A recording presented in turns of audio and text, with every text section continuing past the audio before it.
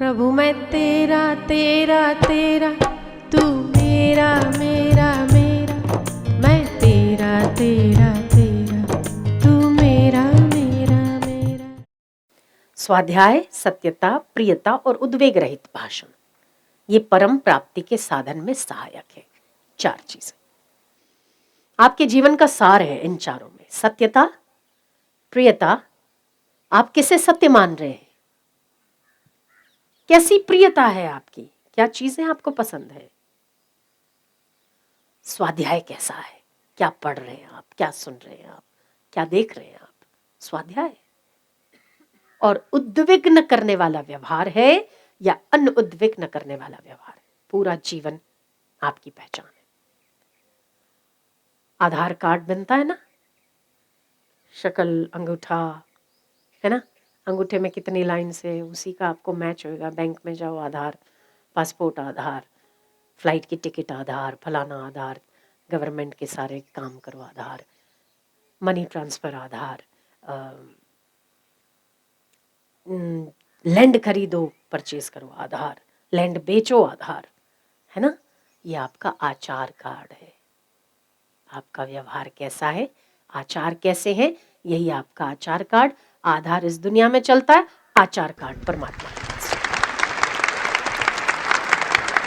और आचार किससे बनता है, प्रियता, सत्यता, स्वाध्याय और व्यवहार मधुर है या कड़वा, इससे आपका पूरा आचार बनता है।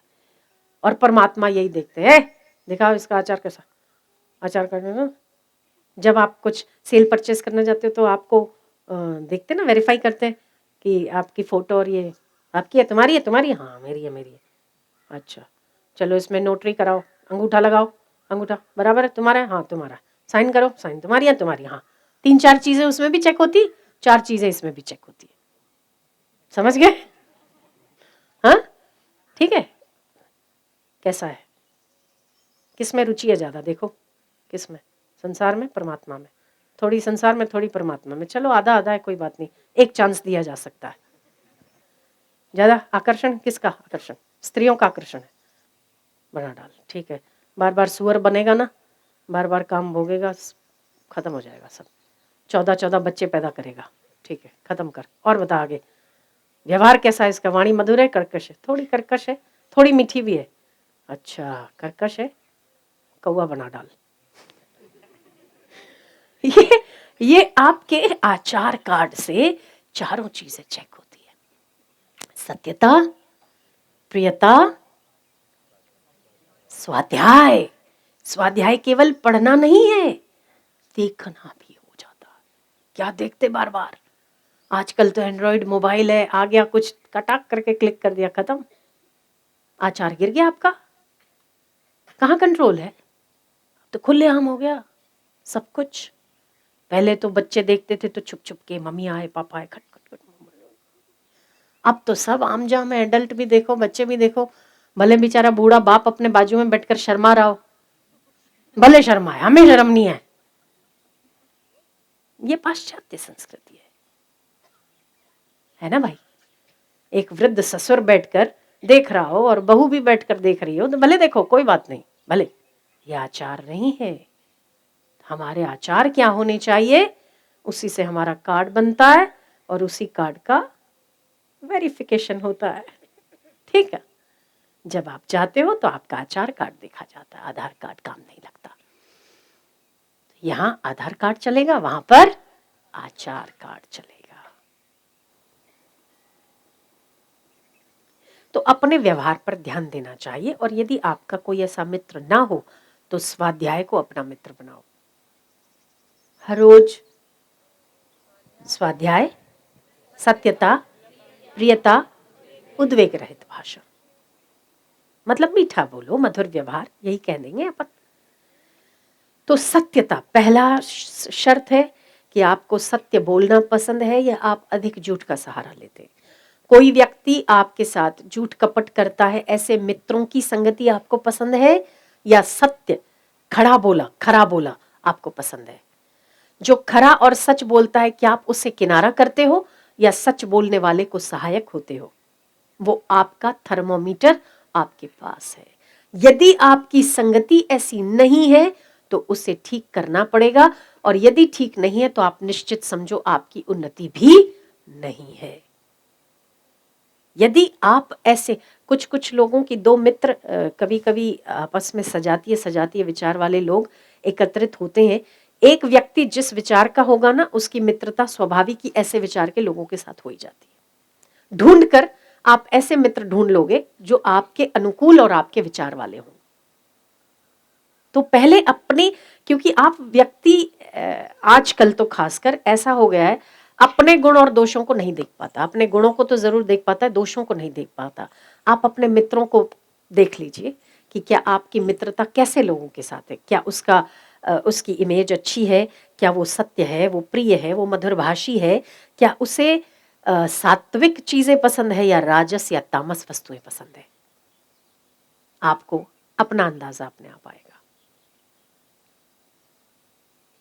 तो आपका 4 बातें परम साधन को साधने में अति आवश्यक है। वो है सत्यता, प्रियता, स्वाध्याय और उद्वेग रहित व्यवहार।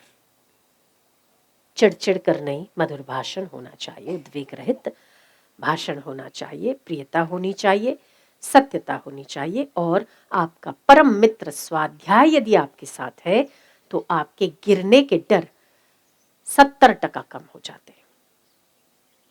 क्योंकि हर बार गुरु तो आपको टोकते हैं, आपको बोलते हैं। कई बार आप लोग सत्संग सुनते हैं ना, तो उसमें भी आपकी मनस्थिति के अनुरूप आपको उत्तर मिलते हैं। ऐसा कितने लोगों का अनुभव है मुझे बताओ?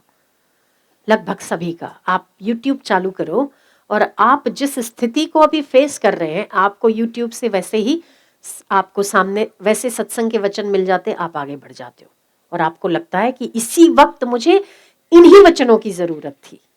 होता है ना ऐसा कई बार। ये तो आजकल YouTube है, क्योंकि हमारी मनस्थिति और हमारी स्थूल शक्तियां, सूक्ष्म शक्तियां कमजोर हो गई, हम स्थूल ज्यादा हो गए, तो हमें YouTube की जरूरत पड़ती है। पहले लोग आंखें बंद करते थे और उन्हें अपने गुरु के और अपने परमात्मा के, अपने इष्ट के उत्तर आते थे। आज भी आपको आते हैं, पर इतनी आपाधापी है कि हम उसका उत्तर सुन नहीं पाते, इसीलिए YouTube की जरूरत पड़ती है। पर यदि हम उससे भी शिक्षा लें तो बढ़िया है। स्वाध्याय अगर बहुत अच्छा, अगर हमें बहुत अच्छा कोई मित्र चाहिए तो स्वाध्याय से बढ़कर दूसरा कोई मित्र नहीं हो सकता। स्वाध्याय, सत्यता, प्रियता और उद्वेग रहित व्यवहार परम साधन को साधने में बड़े सहायक होते हैं। आप क्या हो? बुखार चेक करते हो ना थर्मोमीटर में, ये भी चेक कर लिया करो। हनुमान जो मुझे स्मरण करके प्रणाम करता है, मैं उस पर प्रसन्न होता हूँ। हनुमान जी पूछते हैं राम जी से कि जिसके सिर पर बहुत बड़ा वजन है और वो हाथ नहीं जोड़ सकता है, तो बोले मुख से राम राम कह दे तो भी मैं प्रसन्न होता हूँ। महाराज अगर उसके मुख में तांबुल पड़ा हो और वो राम भी ना उच्चारण करे तो महाराज मस्तक झुका ले। मैंने कहा ना, मस्तक पर अगर कोई वजन रखा हो और वो मस्तक झुकाएगा और वो वजन गिर जाए तो? हनुमान, पलकों पर तो कोई भार नहीं होता ना? नहीं प्रभु, अगर मेरा स्मरण करके पलकें भी झुका देगा तब भी मैं अपना स्मरण स्वीकार करता हूं। ईश्वर, ये इसीलिए मैंने पूछा कि आप ठीक ठाक हो, क्या बाल बच्चे ठीक ठाक हैं, आपका संसार ठीक ठाक है, क्या परमात्मा का स्मरण ठीक ठाक है? यदि उस हृदय से आप स्मरण भी करते हो ना, तभी भी उसको स्वीकार है, पर करना चाहिए।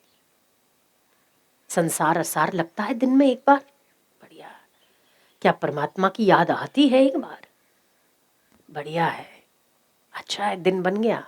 पर इत्मीनान से करो, जो करो जैसे बच्चों से प्रेम से मिलते हैं, दिल से मिलते हैं। यदि वो 2 मिनट भी आप याद करते हो ना, दिल से करो, हृदय से करो।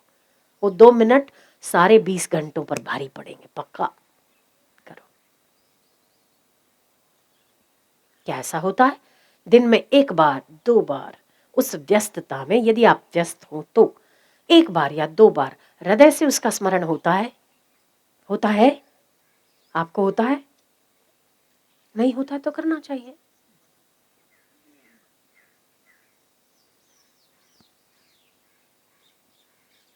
तो आपकी प्रियता कहाँ है, आपकी संगति किसकी है, उससे आपकी प्रियता का पता चलता है। यदि हम पूरे भोगों में हैं, भोग हमारे इर्द गिर्द घूम रहे हैं, फिर भी हमें परमात्मा की याद बनी रह रही है, तो हम भोगों में नहीं, योगेश्वर में है, परमात्मा में है। यदि हम मंदिर में रह रहे हैं, यदि हम मठ में रह रहे हैं, यदि हम ब्रह्मचारी हैं या हम गुफा में रह रहे हैं, पर हमारा चिंतन बार बार स्त्रियों का हो रहा है, हमारा विचार, हमारा देखना, हमारा स्मरण, हमारे चिंतन में अधिकतर अगर वो है, तो हम ब्रह्मचारी होकर भी नहीं है, हम गुफा में रहकर भी गुफा में नहीं है। हमारी प्रियता कहाँ है, उसी से हमारी पहचान होती है। हम किसको चाहते हैं, अधिकतर हमारा समय किसके चिंतन में चला जाता है, वो तो आपको पता ही होगा, कोई और तो नहीं बताएगा, आप ही बताओगे। आपकी सत्यता कहाँ है, क्या सत्य लगता है आपको? सत्य लोग आपको पसंद है, सत्य बोलना आपको पसंद है, धर्म आपको पसंद है, या कपट करने वाले लोग आप अपना मित्र समझते हो उनको, या सत्य बोलने वालों को? आपकी पहचान होती है उससे। आपकी प्रियता किस में है, दूसरा नंबर। आप किसे चाहते हैं ज्यादा, तो आपका चिंतन स्त्री या पुरुषों का है, या आप आश्रम में रहते हैं तो क्या आपका चिंतन भोगों का है? आप वहां नहीं है बच्चे, आपको ठीक होना चाहिए। इससे तो बेहतर है जो लोग गृहस्थी हैं, जो लोग दंभ नहीं करते, आडंबर नहीं करते, पर वही करते हैं जो दिखता है, उससे वो लोग बेहतर है। क्या आप गृहस्थी में हैं तो क्या आपका चिंतन सारा दिन भोग और विषय विकारों में हो रहा है? आपको सावधान होना चाहिए, क्योंकि कभी भी पर्दा खिसकता है ना, 3 घंटे की पिक्चर देखते हो ना आप, उसमें कांस्टेंट एक भी चीज नहीं रहती। एक भी व्यक्ति एक पोज में, एक पोस्चर में ज्यादा देर नहीं रुकता है पिक्चर में। 3 घंटे के एक व्यक्ति को देखते रहते हो आप, क्या वही देखने जाते हो क्या पिक्चर में? थिएटर जाते हो तो कोई कूट रहा है, कोई मार रहा है, कोई रो रहा है, कोई हंस रहा है, कोई खेल रहा, कोई कूद रहा है ना? कांस्टेंट एक भी चीज पिक्चर के पर्दे पर आपको नहीं दिखेगी, दिखती है क्या? ये संसार भी उसी पिक्चर का पर्दा है। कांस्टेंट न विषय रहते न विकार रहते, पर पर्दा कांस्टेंट रहता है जिस पर वो दिखता है। तो आप जो देख रहे हैं ना, जो भोग रहे हैं, या जिसमें आपकी आसक्ति है, कांस्टेंट नहीं रहेगी। उसके पीछे जो पर्दा है, जिसके आधार से ये पिक्चर दिखता है, यदि उसकी जानकारी मिल गई तो पिक्चर बदलता है तो बदलने दो, आप उस आधार में टिके रहोगे। तो क्या हमारा विचार संसारी है या गृहस्थी है, सन्यासी है या योगी है? क्या हमारा चिंतन अधिकतर परमात्मा का होता है? यदि हाँ, विजयी है, विजयी है। यदि ना, तो होना चाहिए। कल एक कहीं कोई न्यूज़ पढ़ी थी, अगर मैं जीत गया तो जूते से शराब पीऊंगा, अगर मैं जीत गया तो जूते से शराब पीऊंगा। हद आश्चर्य है कि जिस जूते का अपन उपयोग पैरों को चलने के लिए करते हैं, जूतों को हाथ लग जाए तो हम हाथ धोते हैं, जूतों को हाथ लगाकर हाथ धोने चाहिए, उस जूतों से अगर हम शराब पिएंगे तो हमारी बुद्धि का क्या होगा? जूता सुंघाओ, जूता मारो, जूते से ठोको, आदि आदि शब्द जूते के लिए बने हैं, है ना? यदि आप किसी को टोकना चाहो, किसी को हैसियत दिखाना चाहो, तो आप ये आया मेरे जूते पे, है ना? इसका मतलब कि आपकी कोई कीमत नहीं है। उस जूते को आप मुंह तक लाते हैं, और वो तो ठीक है, वहां तक तो ठीक है कि पाश्चात्य संस्कृति में शंख में रखे शरबत पीने का विधान नहीं है, जूते में रखे शराब पीने का विधान है। हमारी संस्कृति कहती है कि अमृत जल को शंख में रखो परमात्मा के आगे, सुबह और शाम उस जल को पीने से अमृत के समान फल देता है। जब हम लोग विजयी हो जाते हैं तो हमारे ब्राह्मण पुरुष सूक्त का पाठ करके उस शंख में रखा जल का अभिषेक करते हैं। ये हमारा विधान है। वहीं के विधान में उन्हें पता ही नहीं, तो जूते में रखी शराब ही तो पिएंगे ना बच्चे। तो वो तो ठीक है, पर भारत के लोग उसे फॉलो करते हैं तब बड़ा दुखद लगता है। क्यों? क्योंकि हमारी संस्कृति ऐसी हो गई, जूते में रखी शराब पियो। तो हमारे विचार, हमारा व्यवहार, हमारी करनी किस ओर जा रही है? हम अपने आप को पूछें। जूते जैसे हो जाएंगे थोड़े दिन में, बुद्धि वैसे ही तो बर्बाद हो रही है। जूते में रखी शराब, एक तो शराब वैसे ही दिमाग खराब कर देती है, ऊपर से जूता बुद्धि खराब कर देगी। पड़ेगा एक तो और खत्म ही हो जाएगा सब।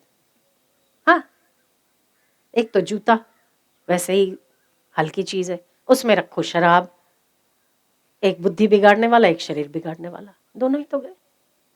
पर यदि आप ये सुनो कि शंख में रखे हुए दूध से आप विजयी होगा तो मैं अभिषेक कराऊंगा, तब तो बात है, ये संस्कृति है। हम ये बोलने में सब कुछ करते।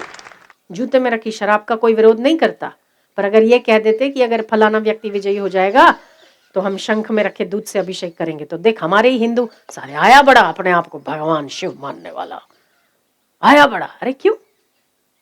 हर व्यक्ति इसका अधिकारी है। भगवान ये नहीं कहते कि आप दूध से अभिषेक अपने आप का या जल से अभिषेक मत करो। हमारे तो शास्त्रों में आप देखो, कोई लोग आप कोई पूजा कराते हो ना, उसमें अभिषेक होता है शंख में रखे जल का।